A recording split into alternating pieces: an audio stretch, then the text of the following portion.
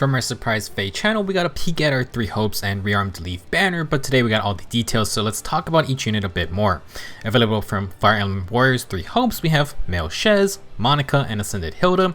Joining them will be Rearmed Lif, and if you missed the news, basically Rearmed heroes can be foddered for their skills, and you do not lose them afterwards. Additionally, their arcane weapons are inheritable, which is crazy, so you 100% want to be paying attention to all future Rearmed heroes. To celebrate the new hero type, you can spark on this banner 2 times if you wish. Now, because Lif is taking a spot, we do not have a 4-star focus unit, but you can earn 2 5-star copies of Male Shez for free by finishing some quests. They're very easy. Male Shez is going to be in instant demote, and you can get her starting with next month's seasonal banner, so you can't get her right now. Unfortunately, all you get is the 2 copies. As a unit, Male Shez is an axe infantry unit with 38 HP, 41 attack, 42 speed, 32 defense, and 34 res. She has great base attack and speed stats and super wounds in both of them. Her res is a bit high while her HP and defense are a little low. Not the most common thing for melee units to have lower physical bulk, but I think Shez can make it work. If Atlas is the pure high attack and HP axe infantry demote, then Male Shez is going to be the high speed balanced option. For old skills, she has nothing too special, Glimmer, Life and Death 3, and Dope Close, nothing to write home about. Her lackluster skill choices are probably because Male Shez is going to have a unique weapon, the Crimson War Axe, 16 might, plus 3 speed, and at start of combat if the foe is more than 75% HP, she gets plus 6 attack and speed during combat and more effects based on her HP. If it's higher than 20%, Shez gets plus 1 special charge per every action. If it's higher than 40%, she gets 40% damage reduction for 1 hit. Not too shabby. 40% DR is going to be very nice for a unit like Shez who has decent defense and res. More special charge is always great, and this is breath type cooldown, so you don't need any extra cooldown skills. With the bonus speed, Shez is already over 50 speed, so great starting point. She also has decent amount of attack. My only gripe with this weapon is the 75% condition on the enemy.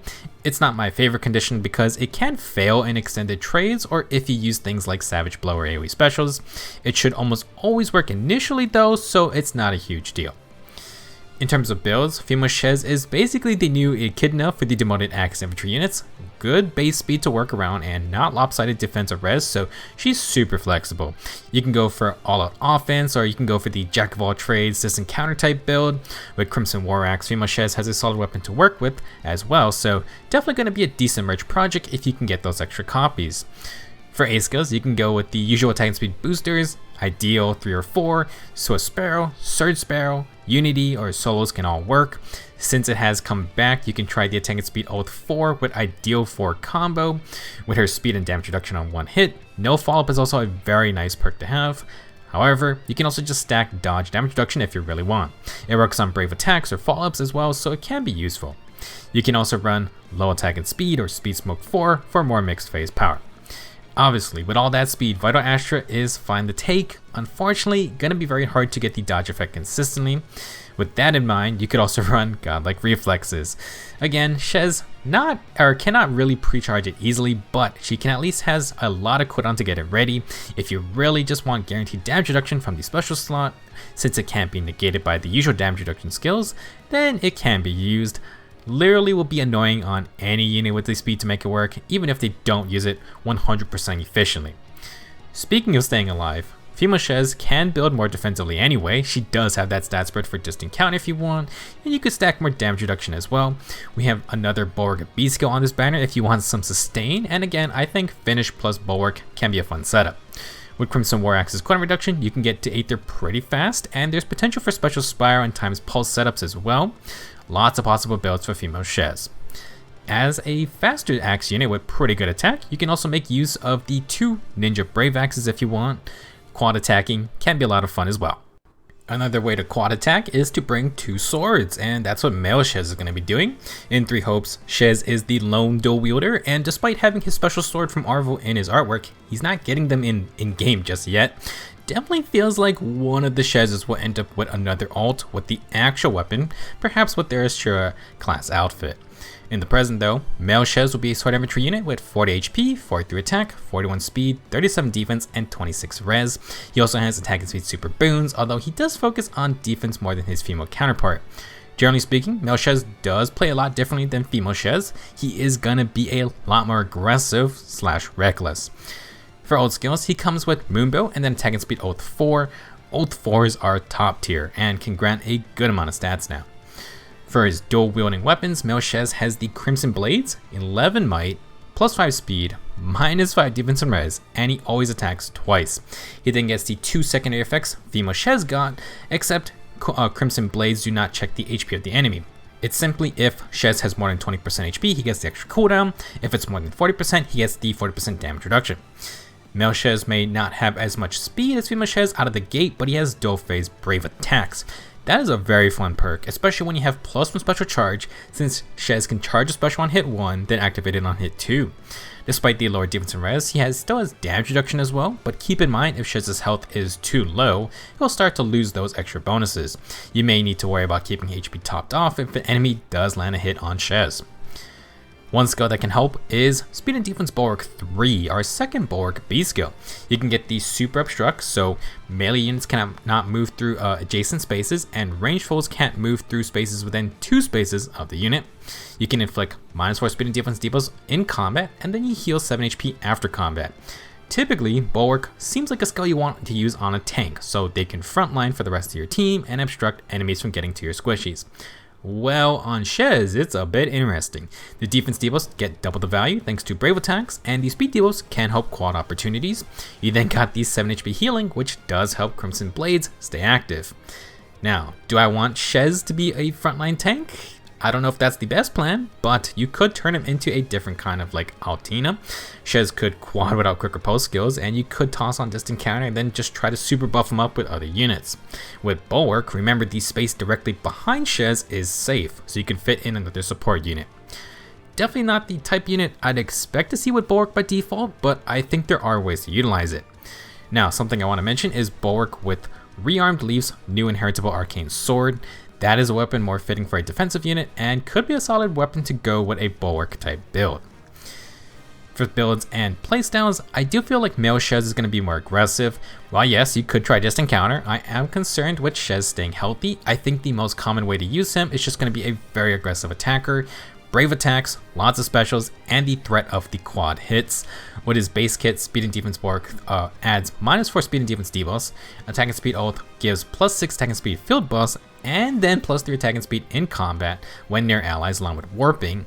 That is a lot of extra damage for a brave weapon, and you still have the A slot and the Sacred Seal slot to fill in.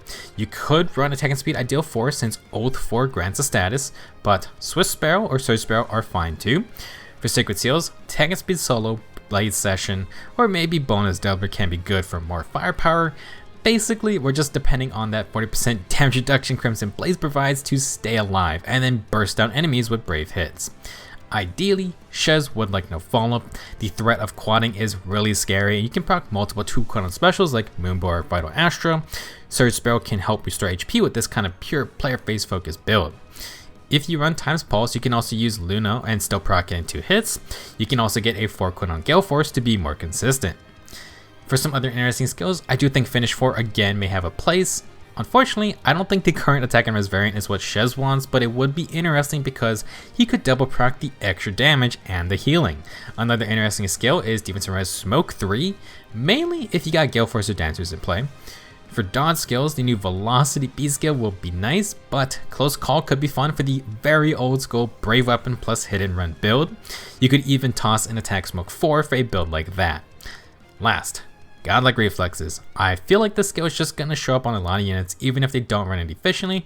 Male Shez could be interesting with it because he has the same special cooldown the female one has, but he has Brave Hits, which will benefit more from the 15% speed true damage part. However, Godlike Reflexes has to be charged for that to happen, and I don't think Shield Pulse is worth running because it still wouldn't charge, or it's not going to pre-charge at 3 cooldown.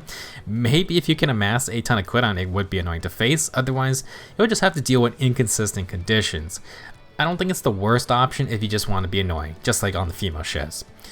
Overall, Male Shez has a fun brave weapon with some nice perks, and you can get pretty aggressive if you're looking to quad.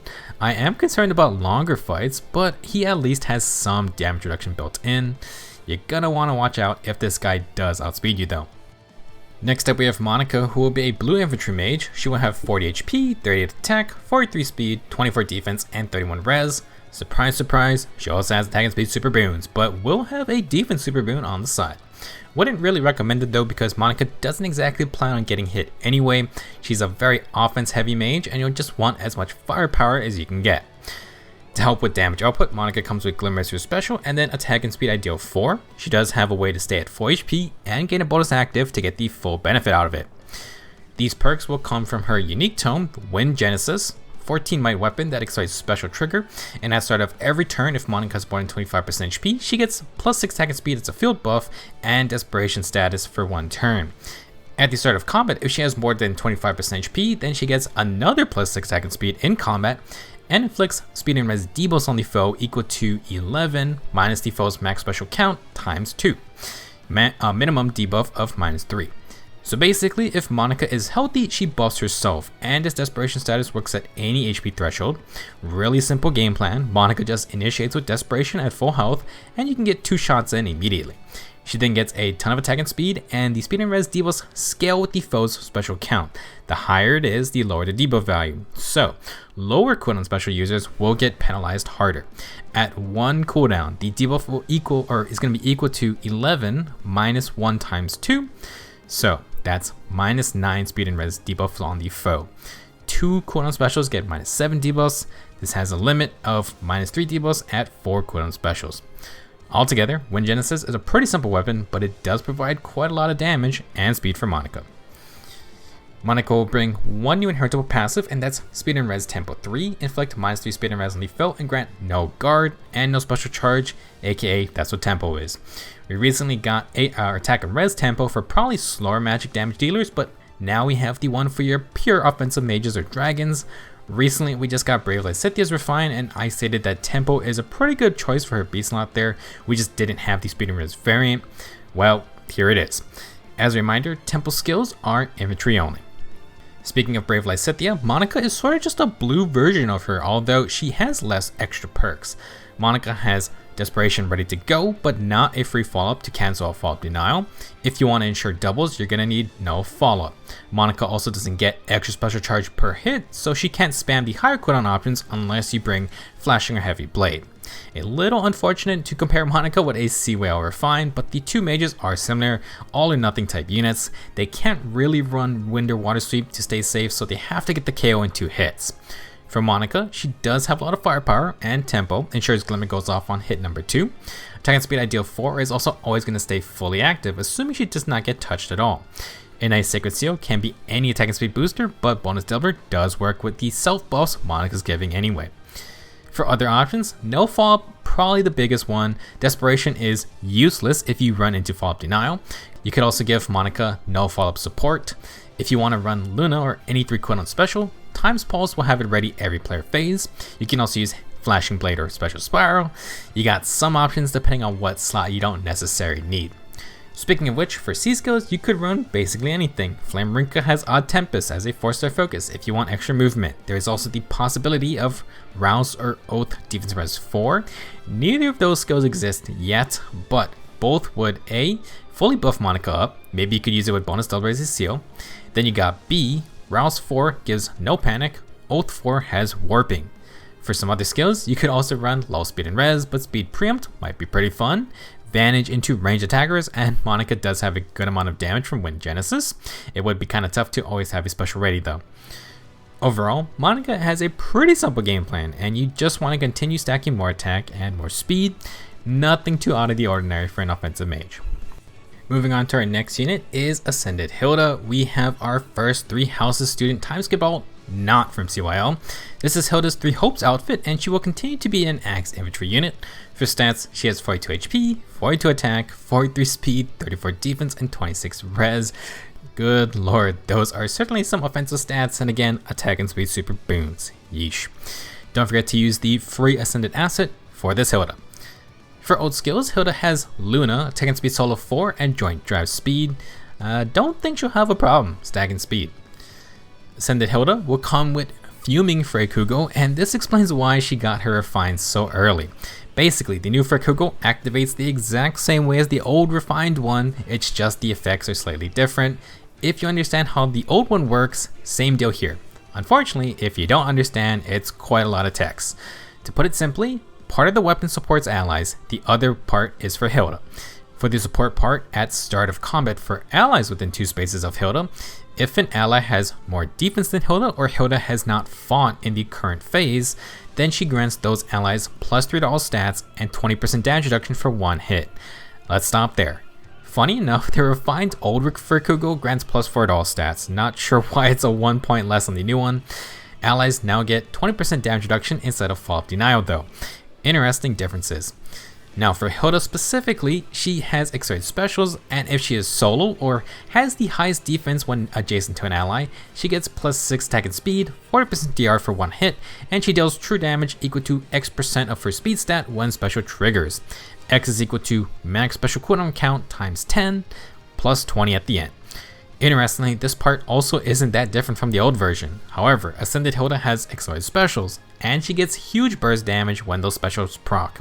For example, 2 cooldown Luna makes her true damage equal to 40% of her speed stat, aka that's an extra Regna Astra on top. The only restriction to this part is that it does not work on AoE specials. To help Hilda get to those special activations, she has Velocity 3, which I've shown a few times already. That's because Velocity is a dodge B skill, and it adds no guard on the side. That is quite powerful, and it basically means you will always be charging special every action. That's why it's very good with the Shezes. A lot of dodge users have accelerated specials like Hilda here, and it's a very solid pairing for units with no follow-up on their weapons as well. Hilda doesn't have innate no follow-up, so once again, another unit who could really benefit from the no follow-up support C skills. I feel like ever since those skills came out, a lot of infantry units don't have even partial no follow-up in their weapons. I feel like the devs are really pushing players to use those support skills. In terms of playstyle, Ascended Hilda is just like her OG form. She has support capabilities when near allies, but if you want her to fight, she either needs to have the highest defense when next to an ally, or she has to be solo. For obvious reasons, it's probably easier to meet the solo condition, hence why Hilda has a solo A skill once again. You can double up on those if you want because she has dodge B skill, and then it does stack with the 40% from filming for Kugo as well. If you want Hilda to consistently double, you're gonna kinda need no follow-up though. It can be okay to use since she has damage reduction already, but if you want dodge back, you could use Speed Smoke 4 in the C slot. In terms of game plan, Hilda wants to get her special off as much as possible. Luna is fine, but you could go for higher cooldown specials like Dragon Fang or Aether. You could also just run lower cooldown specials like Vital Astra, Moonbow, or Ruptured Sky. Hilda can run Times Pulse to pre-charge Vital Astra, and you get another stack of dodge damage reduction. That can be another reason to replace the Velocity B skill for no follow-up, although you're gonna lose no guard. For other part of her kit, Hilda does have Joint Drive Speed to stack with her support buffs. That would give allies +7 speed, +3 to all other stats, which isn't that bad. And then you got the 20% damage reduction. You could run a Rally Ruse combo support build if you wanted, but for personal combat, that B slot's pretty important for Hilda. In general, Ascended Hilda can offer support with a bit of damage reduction. If she needs to fight, her specials will hit extremely hard, and she has accelerated specials plus no guard if you do keep Velocity 3. Not a bad kit, although she is another unit who does want no follow-up in some capacity. Last but not least is our first rearmed hero, Lif. The entire point of rearmed heroes is that you can follow their skills but still keep the unit. You can even take their arcane weapons, which are looking to be much stronger than pretty much any other inheritable option. As a unit though, Rearmed Lif is a sword cavalier. Not being an ascended alt isn't the only thing that has changed from our assumptions though. As the Tempest boss, Rearmed Lif has gotten a much different stat spread from his boss incarnation. The actual stat spread will be 41 HP, 43 attack, 29 speed, 43 defense, and 26 res. Essentially, Lif went back to his old stat spread of kinda below average speed with higher attack and defense. I was looking forward to a fast Lif, but that's not going to be happening unless you build for it. He's going to have an attack super boon, which is quite impressive for a cavalier in general though. For old skills, Lif has attack and defense menace, which is fine. He also retains his 2 unique skills, the Open the Future special, which is just basically bonfire that heals. As for deadly balance, this did not get any changes, and I kind of want to talk about it a little more later. First, we need to discuss Lif's new sword, the Arcane Elunir. I'm going to avoid saying that name as much as possible. This sword has accelerated specials, and if the unit has more than 25% HP, inflict -6 attack and defense on the foe. Unit gets a free follow-up, foe cannot make a follow-up, and inflict guard on the foe. Not bad at all. To put into perspective how solid this weapon is, it is almost the exact same as Brave Hector's refined Motet. The main difference is that instead of guard, Hector negates debuffs and armor effectiveness. What really makes this arcane sword so crazy is that it is inheritable and it can be stat refined. Just keep in mind, when you use this weapon, you cannot use any other unique skills on the unit. The exception is the rearmed hero themselves, like Lif here.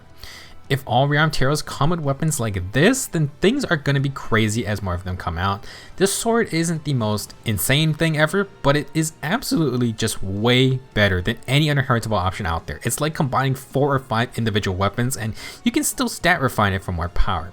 It's crazy. If you do get Rearmed Lif, definitely would try to find a unit you want to hand over this weapon to. As mentioned earlier, I do want to talk about Lif's unique skills from his mythic form. I'm kind of disappointed they did not get changed at all. They are not that strong, and because Lif's sword is inheritable, I was expecting these skills to get upgrades to pump more power into Rearmed Lif himself. To be fair, Deadly Bounce isn't that bad with the new sword. Lif can get minus 11 attack and defense debuffs basically for free, and he gets cooldown reduction, which is not easy to get on a Cavalier. Since the sword accelerates specials, it also lets Open the Future get charged after taking 1 hit from the enemy. Personally, I was hoping for something like Kanto or part of Temple's effects to get added on.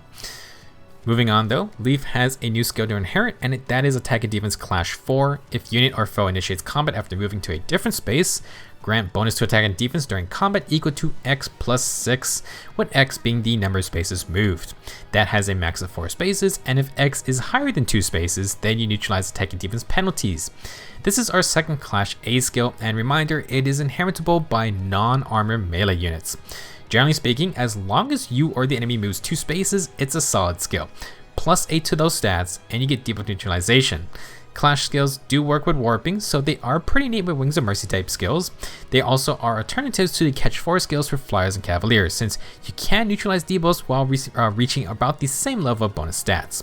You can also only surpass Catch 9's plus 9 stat boost if you move 4 or more spaces. The only bad thing is that if you can get Clash 4 from Lif, you cannot get his arcane sword. That's going to be a tough decision to make. Overall, Rearmed Lif isn't bad, but I definitely feel like he was held back because of his rearmed status. Because his weapon is inheritable, they can't make it that strong, and they didn't improve his old unique beast skill or special like I hoped they would to compensate. I say the arcane sword isn't super strong, but we did just compare it to refined Motet, so don't get it wrong, it is a very good weapon for being inheritable. Outside of certain abilities like brave attacking, this sword is going to outdo basically every other inheritable now. This is especially true for slower units. For Lif himself, he is going to have some staying power with his high defense and minus 11 attack debuffs plus guard and a follow-up denial. He can also heal with Open the Future. Something to keep in mind is that since Lif is not that fast and he gets no extra speed with this kit, winning speed checks against slower units may not be consistent. That means he won't be doubling them, and that will hurt a ton. You're going to want to double so Lif can proc Open the Future. Can you speed stack this guy? Sure, why not? If you don't want to change out his kit though, then you do get a ton more defense for bonfire damage, and Lif can take a counterattack decently well. Guard's also going to protect him from instant bonfire type specials, and he can cancel quick repose out, assuming he isn't outsped. Unfortunately, no Kanto for this Cavalier, which is a bit disappointing. I feel like they want you to use Lif, what is like kind of like his OG self as a defensive unit. You could run distant counter to tank and spank with Open the Future. That can work, but I just feel like having player face pressure is more fun when you're a cavalry unit. You could run Gale Force, you could use Heavy Blade. It just would have been nice to have Kanto instead. Overall, Rearmed Lif is decent, but we also just had Brave Seliph, who is going to be a terror for the next year. Obviously, Lif is 100% worth getting still because you can fodder his skills and weapon, and you keep him in your barracks. My slight concern for rearmed heroes moving forward is that they not be top tier themselves, strictly because other units are going to take their weapons. I'm really curious how often they'll be released, and how insane these weapons are going to change the inheritable weapon situation. It is looking like they may just power creep almost every other option. I don't know how to feel about that. That's going to be it for this banner breakdown. Absolute insanity with a new hero type, new crazy pyro inheritable weapon, and basically every banner unit comes with a new skill that is worth having. This is an incredible banner from a fodder point of view, and you can spark it twice if you really want 2 of these heroes. If you plan to save instead, we have a Grand Hero battle coming up for Host. Hilda's brother is looking like a very fun free-to-play unit, and we'll talk about him next. good luck if you're going to be summoning. Thank you for watching, and see you guys next time.